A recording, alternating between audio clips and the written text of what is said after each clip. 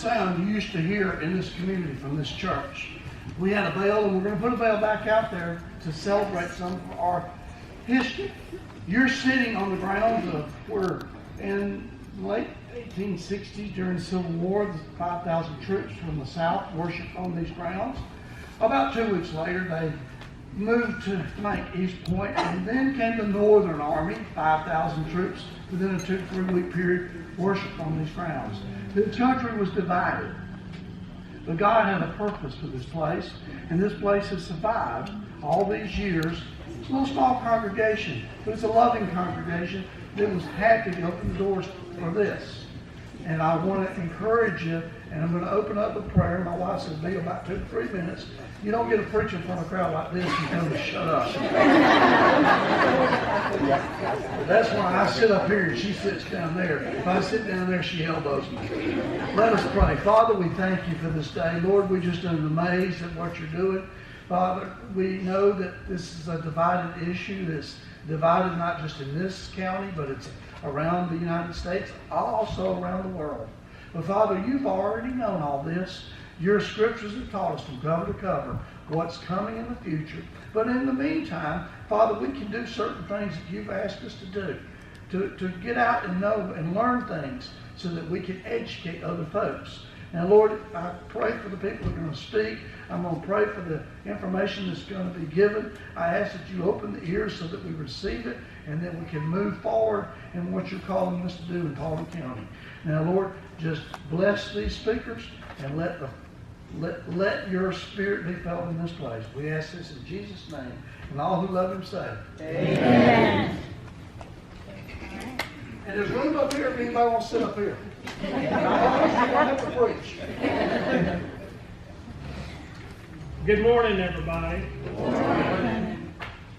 Isn't it a great day to be alive? Amen. And I want to tell you, I appreciate everybody coming out. We've got a little program I'm going to open up. Then we'll have Shannon do a slide presentation. We'll have you have some cards, or you should have some cards if you bring it up forward. But I want to say that thank you for being here, because to me this says that you care about your community and you care about what's going on. But before we talk about data centers, I want to say something that I believe is important to really understand. See, today isn't about Republicans. It's not about Democrats. It's not about liberals or conservatives. It's about we the people. We are the government, contrary to what a lot of people think or believe. We are the voice. We elect representatives, but they should be listening to their constituents. When a proposal has people from every political background coming together, and you're all sitting in the same room, you're not all the same political persuasion. So that tells you this is a partisan issue, not a bipartisan issue. It's a community issue. It's not about politics, it's about preserving our community and our county. We may vote differently, we may disagree on a dozen of other issues, but today we're united by one common goal, and that's to make sure that the future of Paulding County is decided openly, honestly, and with the voices of the people who live here. One of the biggest mistakes we can make is turning this into a political rally. It's not. But we all have one thing in common. We care about Paulding County. We care about our homes. We care about our properties and their values. We care about our children and our grandchildren's health. And that's what brings us together here today. I'm not anti-data center, but I surely am about location, location, location. That is the problem. I wasn't looking for this to be an issue when I had ran a campaign for county commissioner. Someone contacted me and asked if I knew what was happening with the technology overlay districts. And like most people, I never heard the term used before, so I started researching. I read agendas, I read the UDO, I talked with residents that it affected the most, especially in my post. And I discovered there was more questions than answers being raised. That's why we're here today, not to spread rumors, to create fear, as some may say, but to share the facts we know, explain what we don't know, and talk about what the citizens can be doing moving forward. Today is about facts and not rumors. We don't have all the answers because many questions still haven't been answered publicly. We will be honest about what we do know, honest about what we don't know, and we will point you to the documents whenever possible when Shannon gives their PowerPoint presentation. There's a lot of discussion and a lot of speculation and a lot of frustration. I know, we all have it. If something is said by myself or Shannon or the panel, it's because it's documented, it's publicly available, or it's generally already established, not because someone heard it from somebody else, or because of the Facebook post. I want to also say, we're talking about our Board of Commissioners and an issue as a whole. We're not pointing out individuals. We're not bringing up individuals' names. We're talking about our county seat that votes collectively as a whole. But here are some facts. Data centers are being built across the country because of the demand of cloud computing, artificial intelligence, streaming, digital service continue to grow.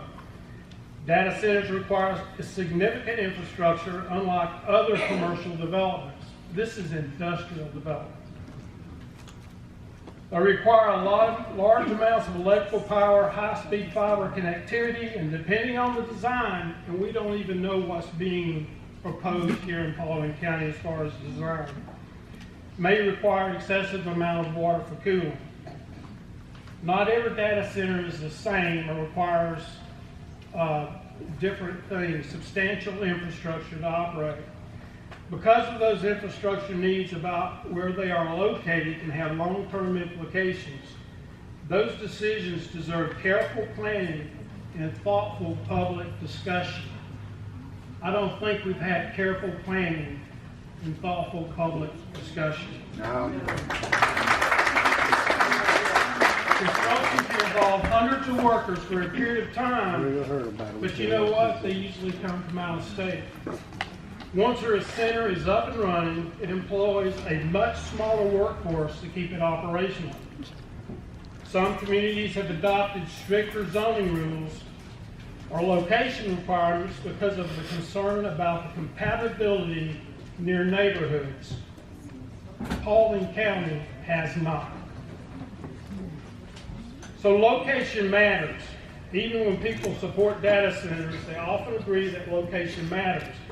The question isn't always whether a county should have a data center, but where they belong and what protections are in place to be provided to the surrounding property owners. There's a Gallup poll that 71% of the citizens do not want to live next door to a data center. That makes it a partisan issue. These are long-term decisions that our Board of Commissioners are making that deserve careful public discussion. We don't know the ultimate type of design of data centers looking into Paulding County. We don't know the environmental impact since no studies have been presented by the county that I'm aware of. We do not know the buffer proposal of 150 to 200 feet is adequate for homeowners. Other community and health officials recommend a minimum of a half-a-mile distance between the data center and residential communities. A half a mile. I went down the other day and everybody talks about there's not no noise, and I posted it on Facebook. I went down to Lithia Springs, Douglasville, and I reported the noise coming. Let me tell you, I'm a disabled vet because of hearing loss. I flew medical evac in the Air Force, I can't hear worth of garbage. I can hear it very well. Wow. And I encourage you, you can go on the website, nodatacenter.com. You can go look for Scott Richards and you can look at the video. You determine for yourself. I'm not asking, like a lot of people, is just believe it because I said it. Go find out for yourself the noise that emits from the data centers. They do not need to be next to residential communities. We do not need to take a dartboard and throw darts up against a landmass and say, here's where we want to put some data centers because we were asked to go pick out some spots. There needs to be careful consideration. There needs to be input from the community. So this brings us to Paulding County. What concerns many residents isn't simply that data centers exist, it's where they're located, how decisions are made by the Board of Commissioners, whether residents receive timely information, and whether the community has meaningful opportunities to participate before major land use decisions are finalized. Not part of an overall comprehensive plan, it's not part of the comprehensive plan. I'm not saying that the Board of Commissioners didn't check the box and put an ad in the local paper as required, but most residents don't even receive the legal organ of the county. And it takes a magnifying glass to read through it sometimes. Is simply meeting the legal minimum the same as meaningfully informing the citizens and the public of what's about to be proposed? If a proposal has the potential to change the future of a community, why not go beyond the legal minimum? Why not post clear explanations on your county website? Why not use social media pages? Why not send email notifications to residents who might can sign up to get emails? Why not hold community town halls before decisions are made?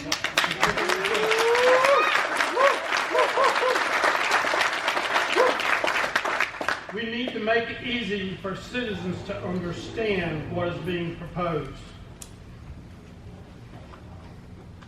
When people feel they're learning about significant planning decisions only after key steps have already taken place, trust begins to erode. Whether you support data centers or oppose them, transparency is essential to good governance. Transparency isn't about guaranteeing everyone gets the outcome they want. It's about making sure everyone has the opportunity to know what's being proposed, understand it, ask questions, and have their voices heard before important decisions are made. So that's why we're here today. Important decisions have been made without the transparency that we needed. This meeting isn't about spreading fear. It's about sharing the information we have, acknowledging what we still don't know, helping citizens understand how local government works so they can participate in the decisions that shape our county. So to me, this is bigger than data centers. Whatever your opinion is on this issue, every citizen deserves a government that doesn't just comply with the law, it actively works to keep its citizens informed. Transparency shouldn't be about checking a box, it should be about building trust. Thank you.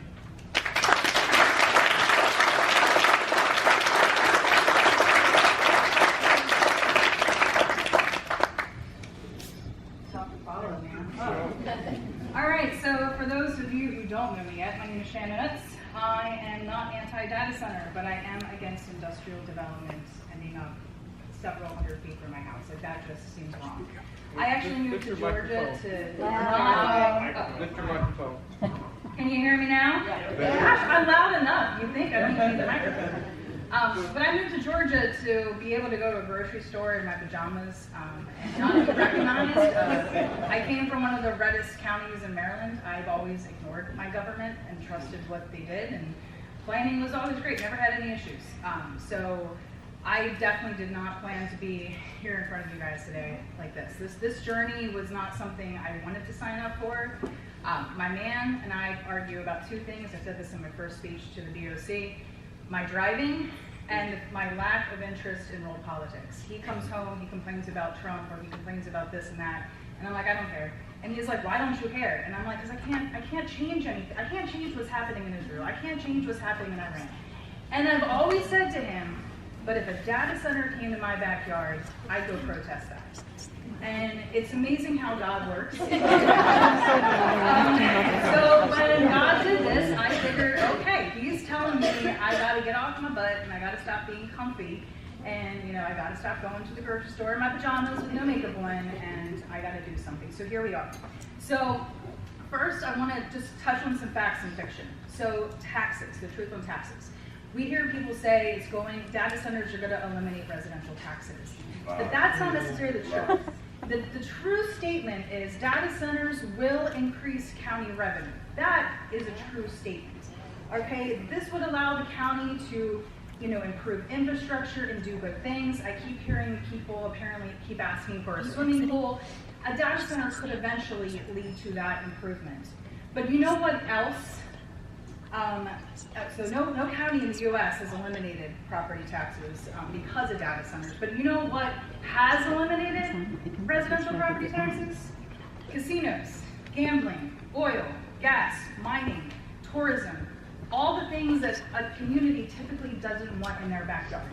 So if we're relying on data centers to eliminate residential property taxes, we have to consider them part of this list. We have to look at them with, if they are so great, what is the cost of that greatness? So data centers typically don't trickle down any relief for residents for at least 8 years post groundbreaking. And then it's typically in the form of increased homestead credits. Later, I will let you guys scan something that's going to open a Dropbox file that has a bunch of open record stuff, plus also some data. And one of those is the Coweta, sorry, I can't pronunciate things down here, from Project Sale. They actually did a financial review of what it'll look like for that county if everything goes as planned. And you'll see, you know, the net benefits of the data center, year 0 is less than $1 million. The next year is 1.5, the next year is 2.5, the next year is 3. We don't get into the double digits until year 6. We don't get over $20 million until year 10. It takes time for any kind of expected return to happen with the data centers. It's not immediate, you know, and I know there's people, how many people think you'll be in your home in 10, 20 years? How will you live long enough to see it actually affect your residential taxes? So that's just like fact, fiction, things to think about. Not all data centers are evil, okay? And this is an important thing, and this is something I keep pushing the county to make change and reform to the UDO. You know, data centers, they are essential infrastructure. We do need them. If you don't think you need them, then I encourage you to go find a plot of land that's completely off the grid. You'll never be able to use medical resources again because everything now is electronic. We have gotten ourselves in a world where we are dependent on them. But, you know, you have to plan them responsibly, right? You can't just throw them next to residences. Facilities, you know, they are improving, they're modernizing, but there's still a lot of downsides to them. The issue really is not whether, you know, data centers should exist. The real question is, where should they exist?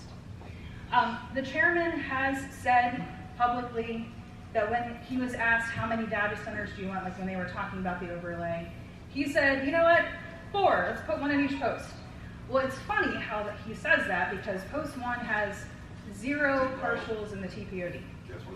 Post 3 has 2 large areas, equating to, I think, 10 total partials. So it's funny how we didn't actually end up with an overlay that incorporated what his plan was.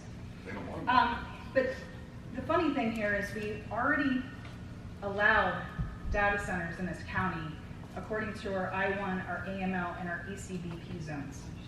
Anybody could come in and rezone a partial into one of these and build a data center anywhere in the county. That is fact. We did not need the overlay to allow data centers. So the real question is, why did they want to do the overlay? And I'll tell you guys later. So can you spot the difference between rezoning and an overlay that adds industrial uses? So normally if somebody wants to change a residential property to industrial use, they have to go through rezoning. If you look at our Unified Development Ordinance, it's like 3 pages of things that somebody has to do in order to even present a rezoning to the Planning Commission. An overlay required none of that. An overlay required 1 text amendment to be voted on Planning Commission and then by the board. And the only public notice we got was in the Dallas New Era that said, public hearing, zoning text amendments, chapter 220, overlay. That's it. That's it. It didn't reference technology park overlay. It didn't reference data centers. It kept it very short, clean, minimum required by the state for a public notice. Oh, and if we go back, we do have other overlays. So the corridor overlay follows major highways, roadways in Paulding County. The airport corridor is around the airport. Sweetwater follows a Sweetwater watershed. Silver Comet follows Silver Comet. And then we have the Technology Park Overlay District, where they handpicked, partials all around the county. Why? Why did they pick them? Well, you'll find that out too. So here is just an example of the ones off of SR 92. And I didn't zoom out too much. I zoomed in so you can see how many residential tax parcels. All of that little yellow, orangey color are R2s. That's all residential. Look at how many parcels are surrounding that. In a typical rezoning process, the landowner would have to send certified letters to every partial touching their parcels. There would have to be notice. Guess what? Nobody got. Notice. So, quick timeline of events. Paulding County adopted our current Unified Development Ordinance back in 2022. This is where we allowed data centers. I think it's data processing, hosting, and related services in the ECDP, AML, and the I-1 zones. This was a huge overhaul. Apparently before this, we had a lot of different books going over a lot of different things. So this took all the books and put it into one big book. Ordinance 2025-06 introduces a technology overlay. I do list when it has public hearing notices in the Dallas New Era. It went in front of the Planning Commission August 26, 2025. The only person who got up to spoke was in favor of it, and that was Brandon Bowen, who was an attorney for Bartow County. Nobody got up to oppose it, probably because nobody realized what was happening.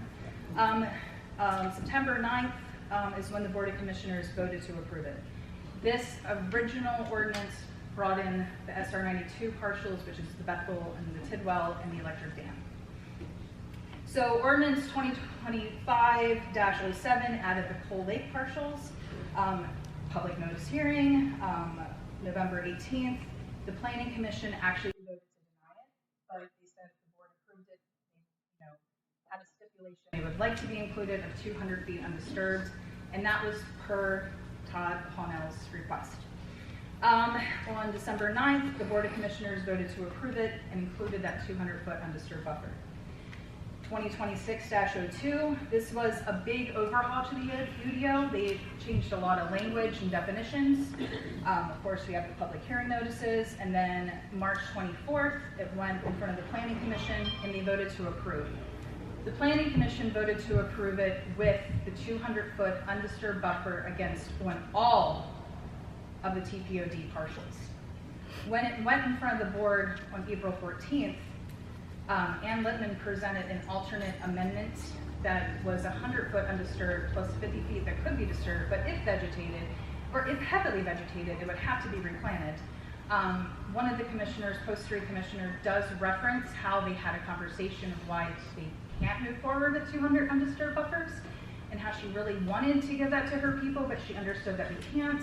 She also references that there is a 26-foot fire lane that has to be included between the property line and the building, so we can get fire trucks in there to support the 75-foot building. So the board approved the 100-foot buffers undisturbed plus the 50 disturbed that has to be replanted and vegetated. They moved forward with that for all partials, including Coal Lake. that was originally 200 foot undisturbed. May 5th, Post-War Commissioner requested that Ann Littman create a text amendment to remove 2 tax parcels. Both of those are located at the end of Electric Dam Road. This was supposed to be presented at the June 23rd, 2026 Planning Commission, but it was pulled. When I emailed Ann, she said, we have made the decision to remove the text amendment to the Technology Park overlay from the June 23rd Planning Commission agenda. The purpose of the text amendment was to remove 2 partials. However, based on the feedback from citizens, we thought some other changes might be warranted, and we would like more time to research the other jurisdiction ordinances before we make any changes. In the past couple weeks, I have met with Tim Estes, and I've met with Tim and Chris in our planning department, and there is no current changes being drafted. Just an FYI. So open records request, tons of things. Tim has said, the chairman has said that, people have been knocking to get in our county data centers since he came in office, which was January 25. We did find an email from Luke from Evergreen Development. He's inquiring about data center zoning, so that's factual. Before that email, we're pretty much just seeing data center emails based on trainings. The state of Georgia has put out a lot of stuff on data centers, so there's been a lot of trainings, a lot of information, but this was the first time that you see somebody inquiring about bringing something to Paulding. May 22nd of 2025, Brandon Bowen meets with Ann and Chris in the planning department. They follow up with an email with examples of other overlays that he's helped draft. 7/10, Brandon emails Ann. I have heard back on the overlay language. There are 3 minor changes we would like to discuss. Who's we? July 24th, Tim and Ann emails. Ann speaks to drafting the overlay district and advertising it to be heard at the August 26th Planning Commission. Quotes, there's some quotes in there, like she shared it with Brandon Bowen, who had his client review them and had 3 concerns. So we know the 3 concerns that the whole thing was drafted for our client. They asked the height to be raised to 75 feet versus the original 65 feet that we drafted it for. She does mention that the DCA ruled that data centers will not have to go through DRI in that email. However, there was more stuff later on that year, so they do have to go through DRI if they are 500,000 square feet or 200 acres. Tim asked about expediting the process because he has another project he wants to work with Jeff on. So it seems like Jeff was, the Tidwell partials were the first ones to be of interest. Ann reminds him of the legalities of zoning changes and that we can adjust the timeline. On July 30th, Tabitha Pollard, who's our county manager, emails Ann, was Atlas the data center working with Jeff Matthews? So this is where it starts. And I have been told that we're not going to find anything if we go back before May 1st of 2025. So that's kind of where the timeline goes. So we start May 22nd, meeting with an attorney, and August 26th, in front, that new ordinance is in front of Planning Commission. How much research can you do in 3 months? I have spent the last 3 months, this has become a new full-time job for me. It's been exhausting, okay? And I don't know how much research they did, but obviously, I don't feel like it's enough.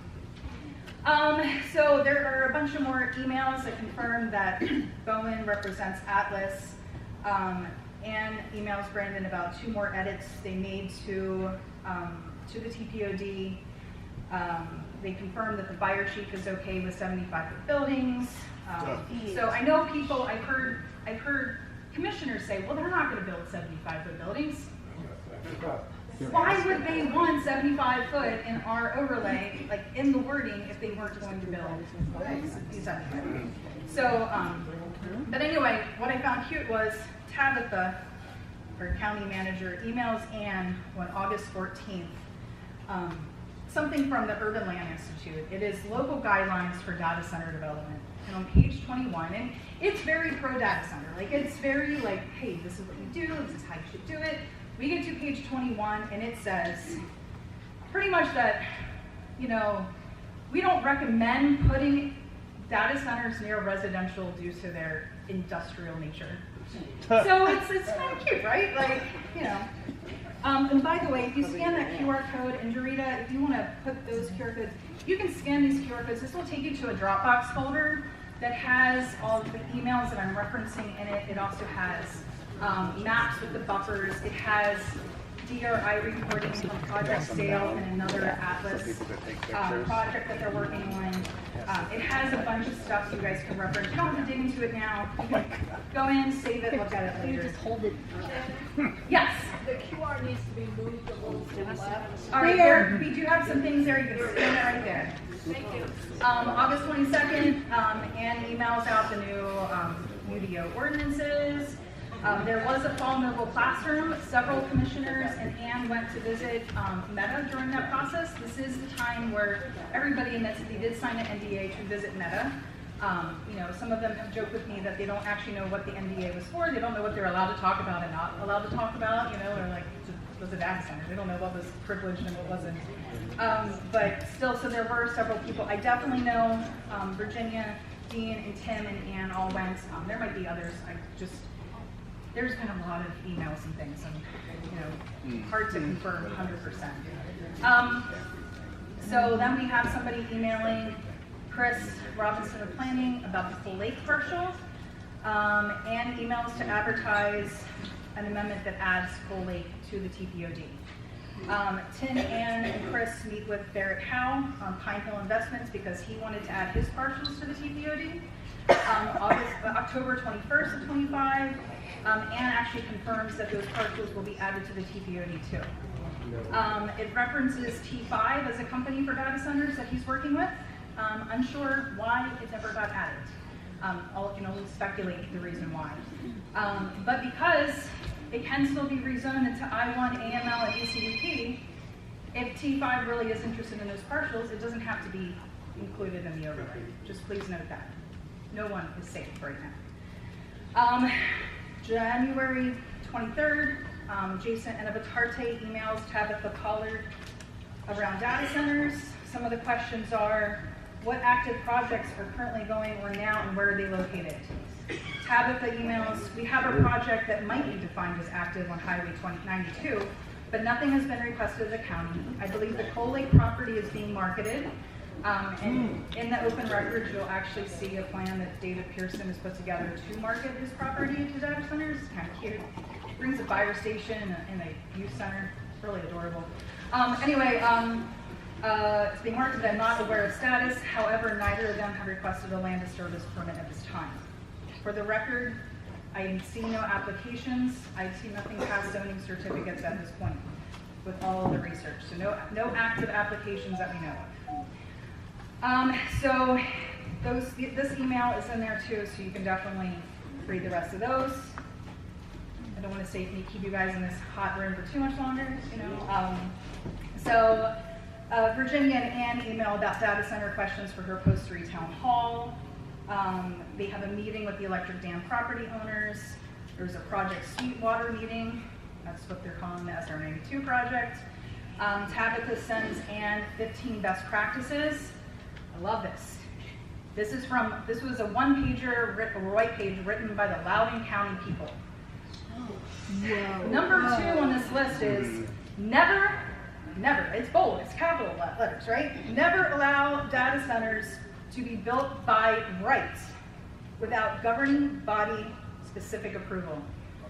Guess what our TPOD does, guys? It allows a data center to be built by right. If there is any question on that, the zoning certificates in that Dropbox folder will show you that yes, they confirm, the Planning Commission confirms, they are allowing data centers by right.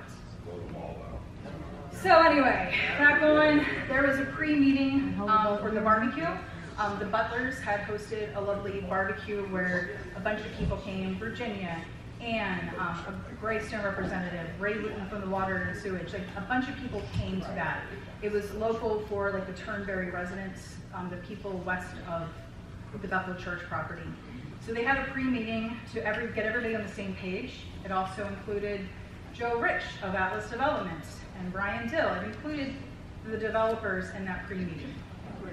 The May 16th, there was the barbecue at the Butlers. June 1st, there was a meeting with Prologis. If you're not familiar with Prologis is who acquired Project Sale, okay, Coweta. So it started off Atlas Development, Prologis came on, so it looked like Prologis will be the ones going forward with that project. Zoning certificates were issued June 11th, and then I'm just gonna, all right, so I already said I had some private meetings with Tim.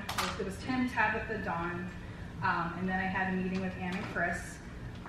I've also spent time at Virginia's house picking raspberries and speaking with her. That was early on in this process. So like I've tried to do my due diligence. I've tried to go to the sources. I've tried to get the information. I've tried. But I will warn you guys. So right now we know there's no change in the TPOD right now. There's no change coming up for the UDO. Ann has said they're going to try to go to a once-a-year amendment.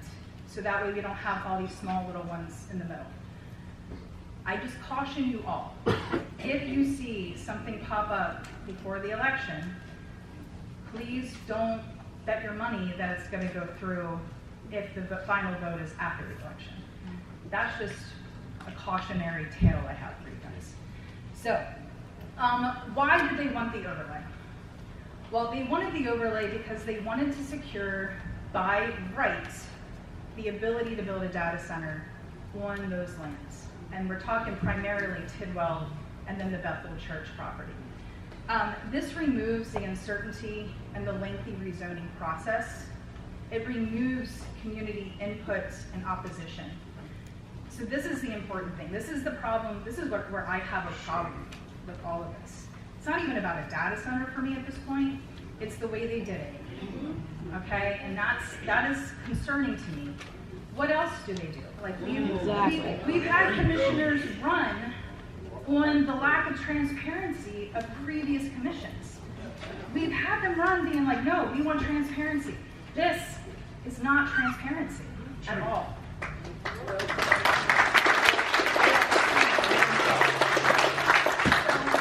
I definitely want to touch on who Atlas is because I think this is a really important piece. I heard that at the last GOP meeting, somebody was like, Jonathan Ward is a patriot, you know, you should trust him. Well, there is a Jonathan, hold on, there is a Jonathan D.T. Ward who is a patriot. He owns Atlas Organization, okay? I will tell you that when you go to search Atlas Development LLC here in Georgia, it's very hard to find anything. Very, very difficult. We might have even tried to run a credit report on them. They don't exist. It is basically just like an LLC, a couple guys. So it is, and I'm a research nerd, if you guys can't tell by now. I know Atlas Development LLC's LinkedIn page was created in 22. Their website didn't start until 2024. If you guys didn't know, there's a Wayback Machine where you can go in and see old websites. His wife owns a juice bar in Carrollton. There are a ton of Atlas companies and organizations. Like I mentioned, the Jonathan D.T. Ward of Atlas Organization, you know, that's one of the things. There are several Atlas development groups here in Georgia. There is another one that actually works on data centers. So you really have to be careful when you go to research these guys. They are site assemblers and entitlement developers. They are not data center builders. So here's a list of projects. I think there is a total of 8 actually, but here's a list of projects that they are involved with publicly, not to mention what's happening here in Paulding. They have not successfully built a data center anywhere. Their website says other things, but there's nothing. I think I put it in the open records folder that there is actually a couple news articles. One is when Project Sale first came out, the newspaper tried to find information on them and couldn't. There's another one where there was like some kind of town hall thing where, you know, they had different stations set up and people could go around and speak, and somebody went up to Klein Petty. He used to work for Georgia Power. He now works for Atlas. And they were asking about the Texas facilities that they have, supposedly. And he walked away, made a phone call, and came back and said, no, we're only here to talk about the ordinance in question. So there's a lot of lack of transparency with Atlas, so it's no surprise that they are promoting a lack of transparency in the community. Their business address is an empty rental. There's not actually anything there. His home is owned by an LLC. It's not registered in Georgia. No idea where it's registered to. Less than 10 employees that I can confirm via LinkedIn and the emails through the county. They used to have an Avia Development Group LLC. That was listed under construction per the Georgia Business Search. They also had an Atlas Sailor Holdings, which was some kind of property rental thing that they tried to do, but it didn't even last a year. I don't even know if I should be worried about Atlas because they don't really have a great track record. But I still am concerned because this is who our county decided to get in bed with. So, important takeaways.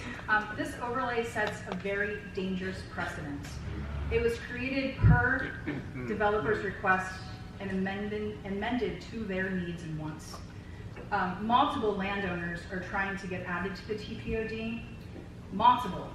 Like, there's all kinds of emails and texts. Like, people want in this thing so bad because it raises the value of their land.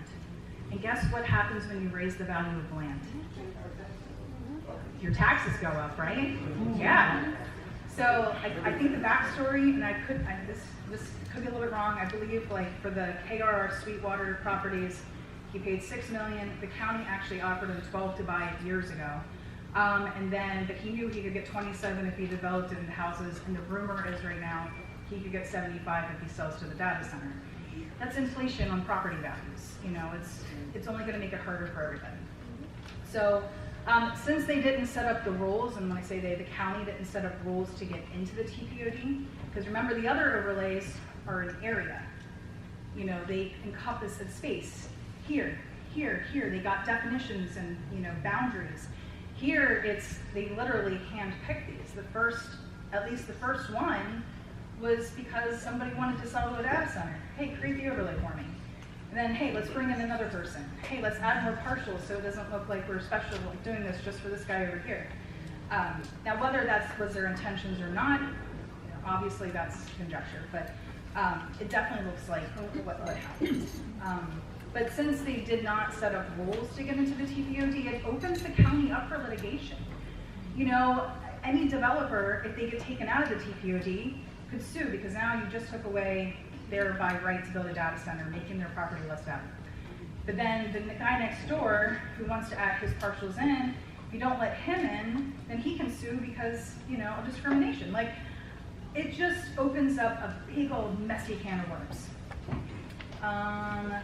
So with the addition of Coal Lake partial, not only are PRDs at risk, and this is really important. I've heard a lot of people say, well, none of these are going in my backyard, I don't care. They're not happening in my part of the county. There are no rules here. These can go anywhere. At any moment, the TPOD could be amended. At any moment, somebody could go for rezoning into I-1, AML, or ECDP. We have so many opportunities to improve our code. These partials are sitting ducks. Data center developers are circling like vultures. In the emails, you will see several different companies reaching out about, like, especially real estate agents. What's your laws? Like, what is your code? Where do you support data centers? What does it look like? The UDO needs amended to remove data centers from I-1, AML, and ECDP. If we want data centers, we need to build a specific code for them and make them apply for a special use permit. Like, we need to do that for it. Birmingham, I actually sent this to Anne, I think back in June or July. Birmingham defines micro, medium, and hyperscale data centers. It's beautiful. Like, they're building one right now in Birmingham. It's like 75 acres. It's only going to use 4 generators. I wouldn't be opposed to something like that small, one like next to my house. I really wouldn't. I would not be as scared. But the uncertainty here, you know, Project Sail in Coweta is 9 buildings, just under 1 gigawatt of electricity going through it. It'll be using up to 1 million or a little over 1 million gallons of water a day per building. You know, now, what I will say when it comes to water, a lot of industry is high water usage. There was apparently a Chinese solar cell manufacturer who tried to come in to the southeast part of the county, hopefully that's not still in the works or anything. That was from like, I think 24 from the open records, and they projected to use 1.3. So industry can and does use a lot of water. So we have to be careful when we're fighting that. I have heard that because we have slowed down residential builds here in Paulding, and we built that reservoir, that the reservoir is going to have water to support industry. I've heard that. Haven't done the deep dive rabbit hole, but it looks like we would probably have water. But we need to do something better, and we need to really encourage, our commission to really go in and change that UDO to support data centers. Even if we don't want them, we can't be unrealistic, because if they're going to come, they're going to find a way. So let's put as many stipulations and blocks on them as possible to make them good partners. None of this 150-foot buffer against residential. So in closing, for me, this isn't about being for or against data centers. This is about industrial scale developments. If it should be allowed next to homes, next to schools, next to churches. This is Bethel Church.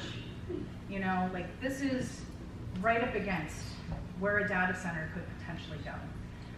Again, there's no applications to date that I'm aware of.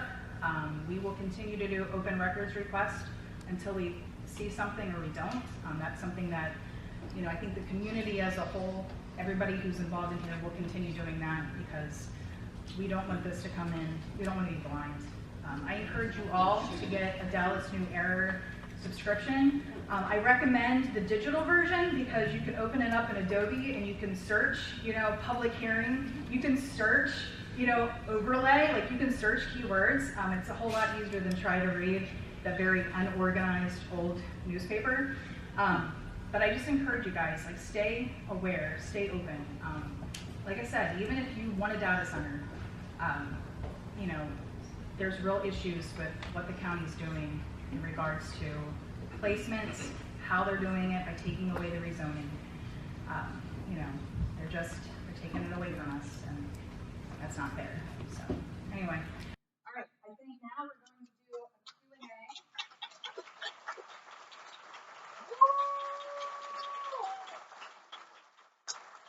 All questions have to be written down. I think there's a box out in the vestibule. If somebody can bring that in, and then if we can get some people to help. All right. What are the points of access to county commissioners besides the meetings during? What are the points of access to county commissioners besides the meetings during weekdays, emails, phones, in person? Are you assuming that means people like the developers and stuff? No. Oh, how are you going to access your commissioners? Yeah. Is that what it is? Yeah. Okay. They are available via email and phone calls. If you come out to any of the Board of Commissioners meetings, they're usually there to speak with people, after the meetings. They usually come in. I would say the evening meeting, they're probably a little bit more accessible, just because sometimes they go into executive session after the 10 a.m. ones. The next one, if we donate money for litigation and not enough is raised, do we get our money back? I will let the PCCA will be getting up to speak after the question segment, so they'll be happy to answer any questions in regards to money and all that. Are there fundraisers, bingo plan to help raise funds for litigation? I'm unaware. Again, we'll say that. We'll put that here for the PCCA. Next question.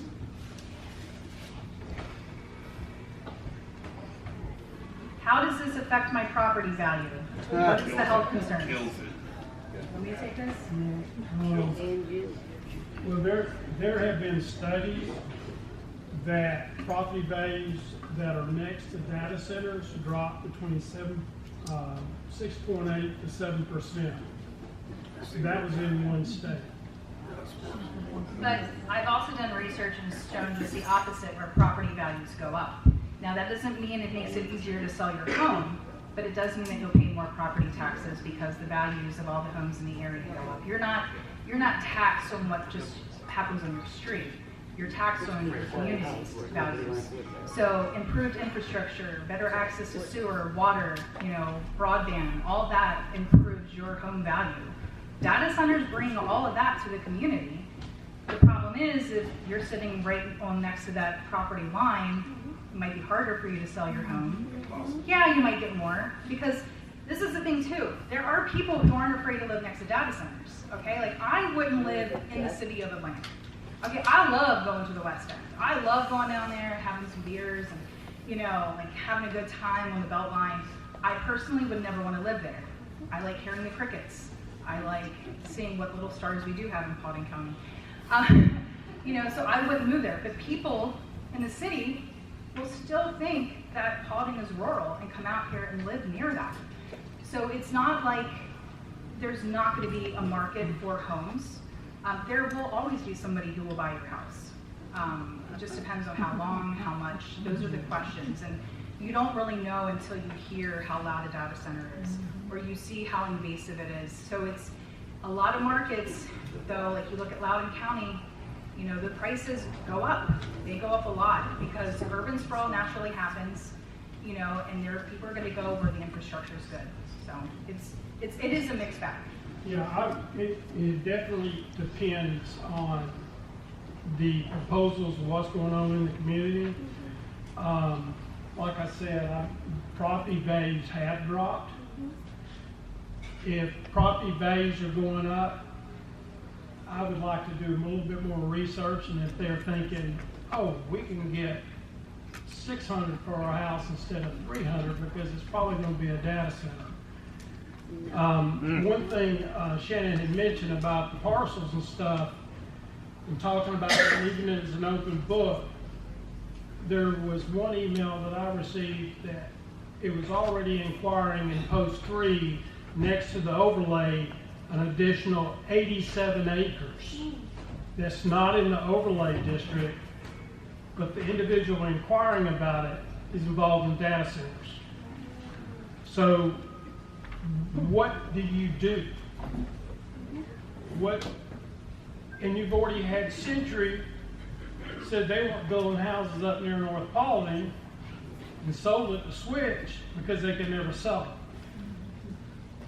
So I have a little different viewpoint on it. I've been in construction, I've been in real estate, I've been in development before. It'll have an impact on your resident. I promise you. Yeah, several people on my street have already been offered above property value for our homes. Not because of the data center, you know, wants to build there, but because somebody wants to rent them out to the construction crews that are coming. So just like, I got offered $75,000 more than I paid, which I think is about $130,000 more than my current county assessment. So I'm not selling, I'm staying and fighting. Can the presentation be posted on our Facebook page or other? Yes, I will make sure this PowerPoint gets posted. I know that we're working on video, not sure where it is, but I'm sure whenever it gets posted someplace, you guys will know about it. It says 2, but was the TTOD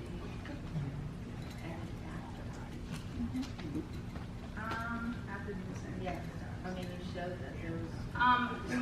Yeah, so Jeff Matthews was working with Atlas, and they brought in Bowen to help draft the overlay. But again, no applications have actually been submitted. Atlas just tries to secure the rights and then sell it off to the developer. At least that's their current MO with the other properties that they handle. I'm going to make a comment too. In the UDO, the overlay district is almost cookie cutter to Bartow County. So that opens a red flag to me that really the research in the safeguards that Shannon talked about were implemented. And it was given to by the attorney that worked with Bartow. Yeah. So that's insane. Yeah, who admitted that he didn't know anything about data centers when Switch first approached him to help with the zoning up there. Right. So again, there just hasn't been, like Shannon said, these overlays right now are sitting ducks. Unless we can get the Board of Commissioners, and I hope they're listening, they need to do a moratorium as fast as they can.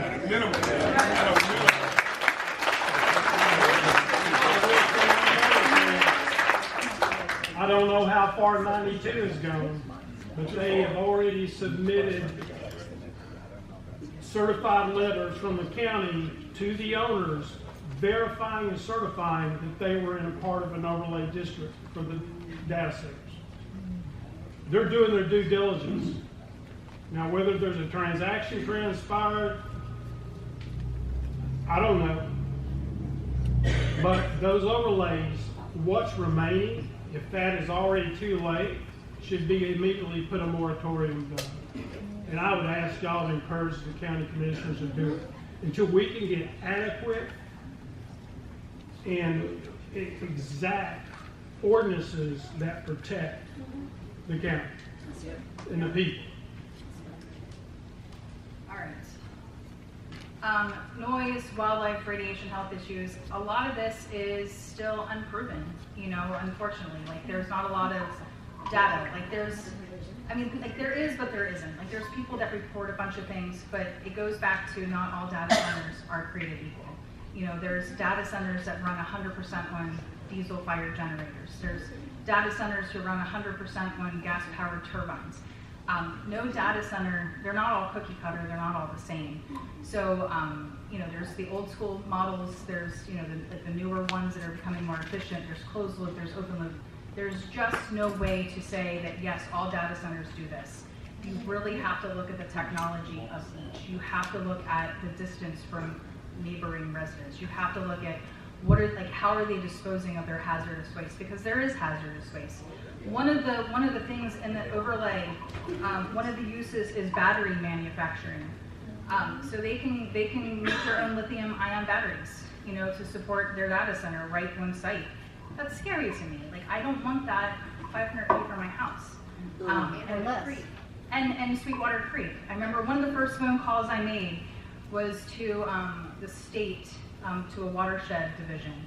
What can we do to stop this? And the guy was like, I wish we could. He's like, but we can't do anything until they already have a permit and they mess something up. And that's the way a lot of environmental things are, especially in the state of Georgia and under the current administration. A lot of entities can't do anything until something bad has already happened. And that's why it is so important for the counties to establish codes and to make sure that they are strict enough to hold these people accountable. Like $1,000 a day for a noise violation for a company who's making over $20 million a week in Bitcoin mining is not. And I have a friend who works for a Bitcoin miner. All right, he's in the C-suite of one. I know how much money they make. I know how much electricity they use. I know all the dirty things about Bitcoin mining. You know, that's nothing. $365,000 a year to violate noise violations. Wow, Overhead. that's nothing. Nothing. Overhead. Yeah. How many schools are within range of the proposed data centers? Churches.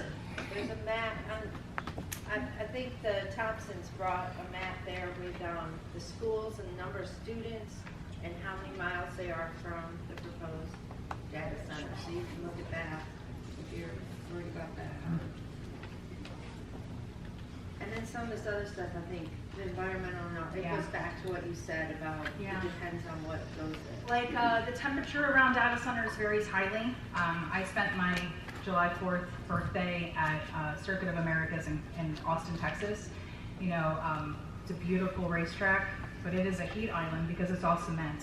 Now data centers, because of their cooling, some of them, you know, if they have evaporating towers, they can even create even more. But again, those are all very, you know, center specific, very entity specific, you know, kind of questions and concerns. And until an application is submitted, we can't even assume some of those details. Yeah, I don't mind sharing. I'm very conservative. I'm a Republican. But I have concerns about health issues and the environment as well. And if you'll do your research, don't take my word for it. And I'm not talking about somebody's comment on Facebook. But you can go do the research and see what effects health-wise it has had on several different areas in different counties and different states. There is an environmental concern. Yes, they're improving things, But yet, again, it goes back.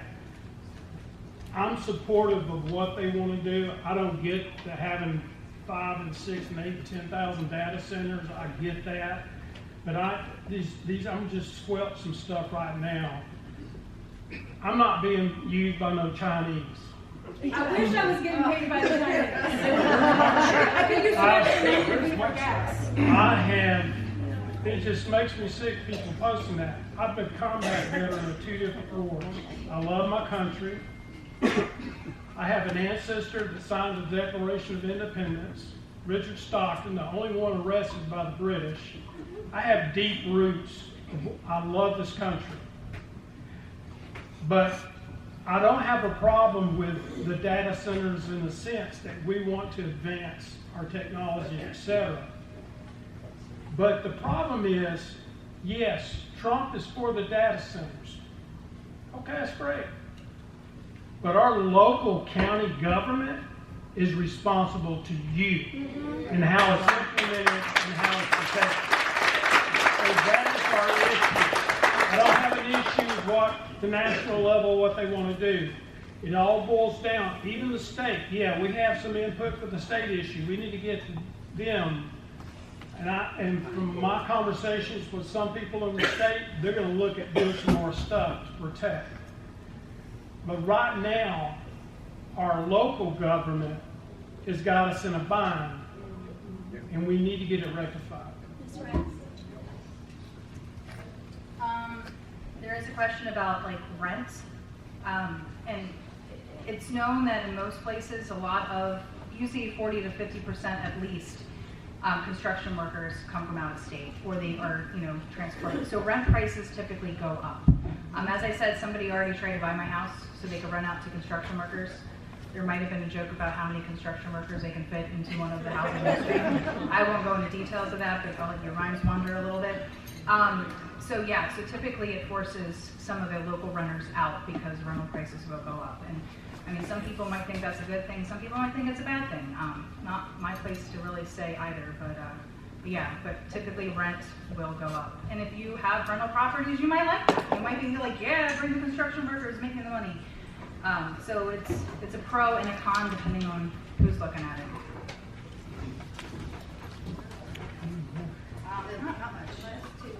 Not much. I'm going to let the lawyer questions be handled by the PCCA. So we have the Paulding County Community Alliance. I'm still trying to remember all those letters, but everybody, please welcome them to the stage.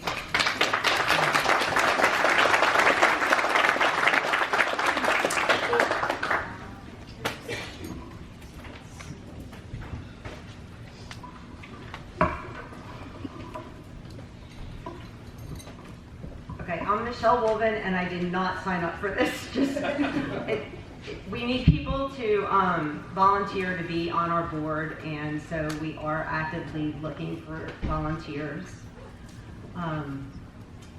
We need voting members, maybe 9, and then we need officers. So we are a 501c4. Cindy knows a little bit more because she actually opened up her bank account, and of course everybody wants to know, why are we needing legal funds? So we are trying to raise money for legal representation.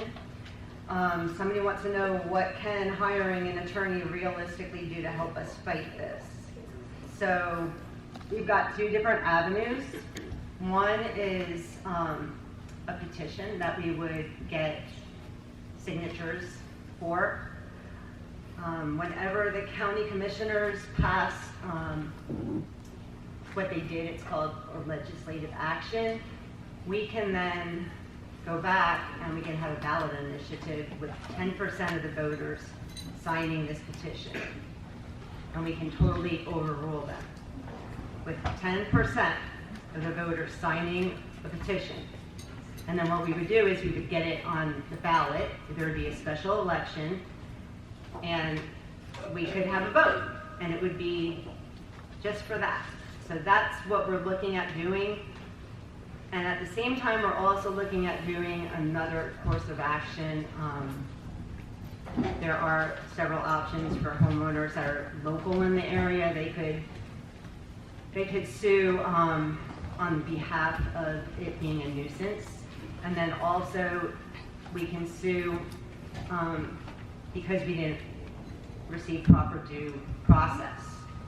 So we were all left out of the decision making, and it's a constitutional issue. So we do believe we do have avenues for lawsuits. Now, once we do file a lawsuit, everything would stop right away. So that's why we're gonna sort of be going in two directions.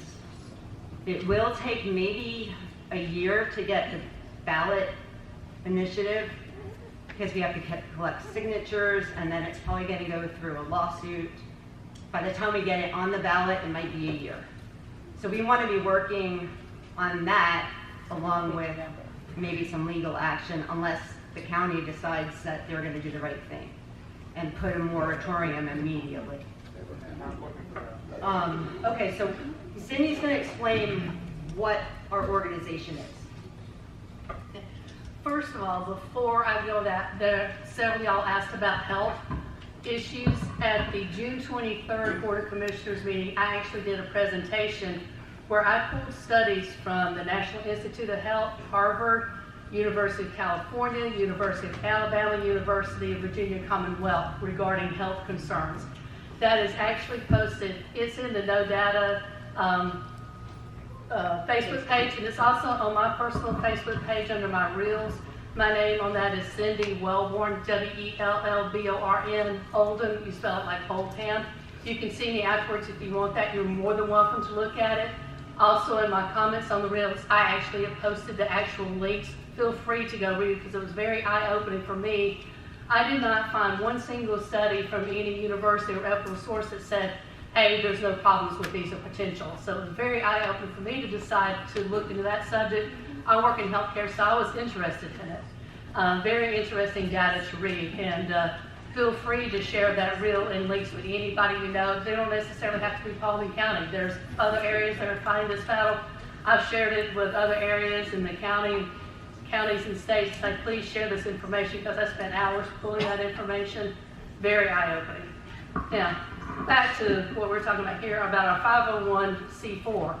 I am the official treasurer. First of all, to let y'all know who I am, I live in the Yorkville community. Next month, I'll have been here in Paulding County for 9 years. So who am I? Well, I worked in the health industry for many years. Technically, I'm semi-retired right now.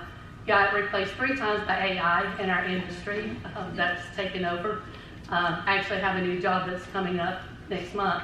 I've worked in, I'm technically a forever senior at Kennesaw State University in Business Administration. I never finished that degree, decided didn't need it. And I'm also a legal guardian and conservator with the Cherokee County Court Systems for a disabled lady. So I have accountability to the courts through there for every dime that comes in for her and goes out. I am very open and transparent. One thing we established by the organization is that nobody who's on the board of directors or the treasurer or secretary, we're not going to get paid a single penny. All the money is going directly to the fight. It will be very transparent. Any money that is paid out for legal fees will be posted on the Facebook page. It'll open books for any time anybody wants to question, because the money that is donated is going exactly to the cause. Everybody's just donating their time. So you might ask, what does the 501c4 do? Well, I'm going to read you some of the boring legal stuff, and this is available if anybody wants to look at it. The general purpose of the corporation is organized exclusively to promote the social welfare of the community of Paulding County, Georgia, and surrounding areas within the meaning of the Section 501c4 of the Internal Revenue Code of 1986 and the regulations promulgated thereafter, including without limitations. The specific purpose of the corporation shall advocate for the betterment, health, safety, and quality of life of Paulding County residents, monitor, analyze, and engage with local government decisions, land use, zoning, development, infrastructure, public services, environmental matters, and other matters affecting community welfare, educate the public regarding community issues, civic rights, and local government processes, engage in litigation, administrative proceedings, or other legal action necessary to protect the rights and interests of the community and PCCA's members, including but not limited to challenges to government action or inaction affecting community welfare, advocate for and support legislation, regulation, and public policy germane to the foregoing purposes consistent with Section 501c4, coordinate with other nonprofit organizations, community groups, and government bodies in furtherance of the foregoing purposes. Told you some of this is a little boring stuff, but it's kind of interesting information to know. The limitations, permissible activities. The corporation shall be authorized to engage in any and all activities permitted to be carried by an organization exempt from federal income tax under the section of 501c4 of the code, including without limitation civic advocacy, community education, lobbying and legislative advocacy, voter registration, voter education and outreach, get out to the vote activities, endorsement of or opposition to candidates for public office, independent expenditures, and other activities undertaken to influence elections, all in furtherance of the social welfare purposes of the corporation. The corporation may engage in lobbying and legislative advocacy to the full extent permitted for organizations described in the Section 501c4 of the Code and applicable regulations. Lobbying activities may constitute a substantial or primary portion of the corporation's activities as permitted by applicable law. The corporation may participate and seek to influence political campaigns, endorse or oppose candidates for federal, state, and local public office, make independent expenditure in furtherance of the corporate social welfare purposes. All political campaign activities shall be conducted in compliance with applicable law. One other side note, as the treasurer, one of the things that we have mandated, we did set up with Lockheed LGE Credit Union, and for any expenditures that go out, it mandates 2 signers, Dorita and myself, and then Michelle's our third person backup if for some reason something happens and Dorita and I are not available. So we have complete transparency, double check, so you don't have this one person controlling the checkbook per se.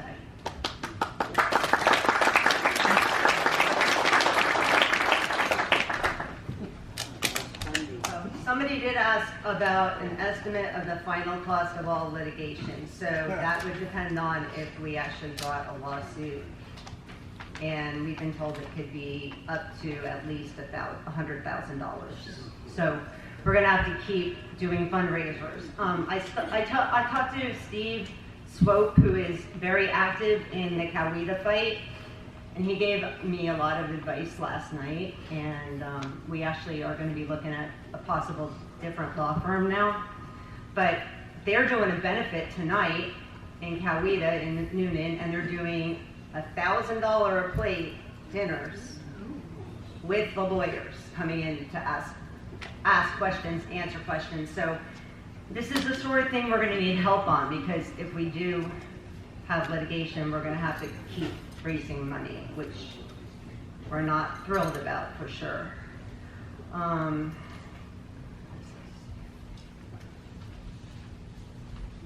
Oh, somebody asked did you guys already answer this about what time and date the commissioners meet? Somebody asked the question, what are the meeting dates for the commissioners? So they are the 2nd and the 4th Tuesday of the month, usually 10 a.m. and 6 p.m. 2 p.m. on the 2nd and 6 p.m. on the 4th. Yeah. 2 p.m. on the 2nd and 6 p.m. on the 4th Tuesday of the month. So the next one is this Tuesday, the 28th, and we have a 10 a.m. and a 6 p.m. There is no 2 p.m. And you can sign up to speak through email. You have to email Rebecca Meredith, and we've got that information on the Facebook page. You can phone her, but it's better to have an email track of that you actually sent in the request to speak.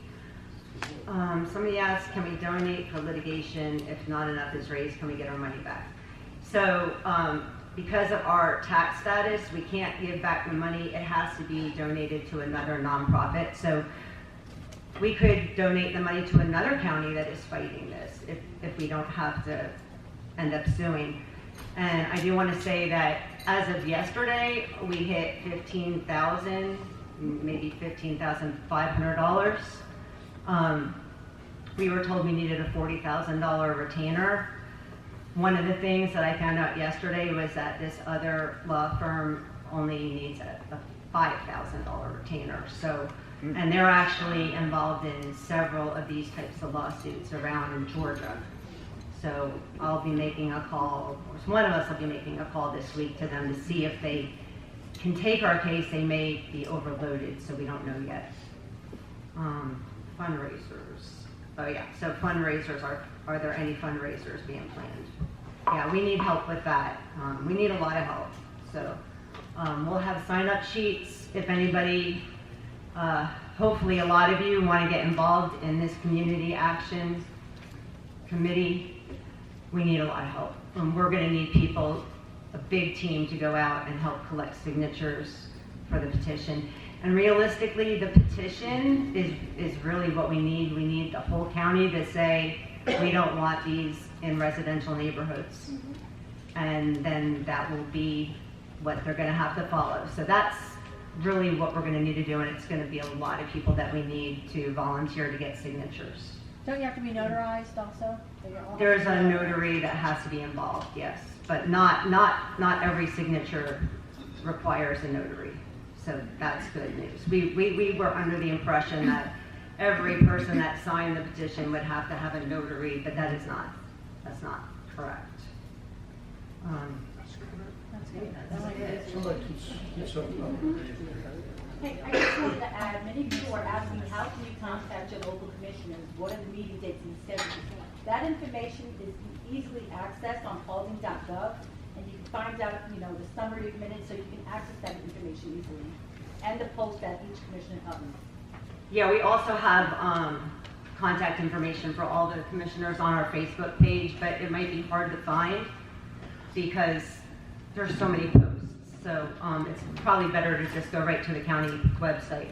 Michelle, I just want to add what you said a while ago. When we went through the circumstance we did, United Methodist Church, we got hit with big retainer fees, but then there were attorneys like you've discovered, and what you're saying that may be overloaded. What they did is they understood what they needed to do, and it helped bring the cost down. So I just want to give you that as advice. And again, I don't want to be ahead of having to do all this, so I've sort of been doing a lot with Shannon and open records and everybody, so we really need more help. People are asking, well, who are we, I am a lifelong conservative. I'm a mother of 9 children. I have 11 grandchildren. So I've been a stay-at-home mom. I've been a caretaker for the last 13 years of my father, who recently passed away in January from end-stage Alzheimer's. So I've got some free time now. I've been involved in activism since 1998, 97.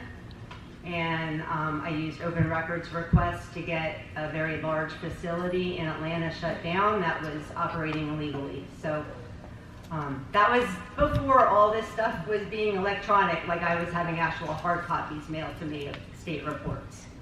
So that's who I am.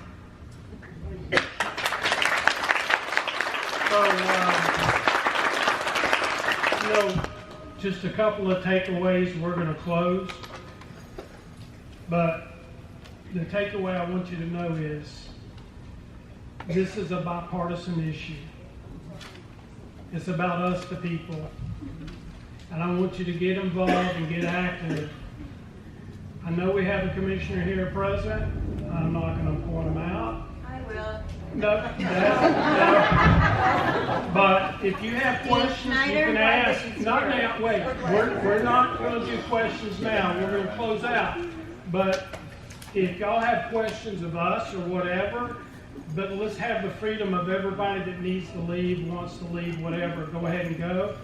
But we appreciate y'all being here. Please get involved.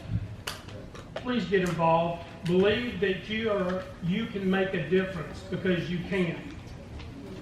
You can make a difference.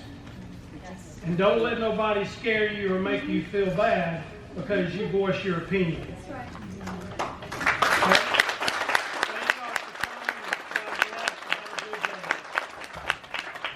We need everybody Tuesday.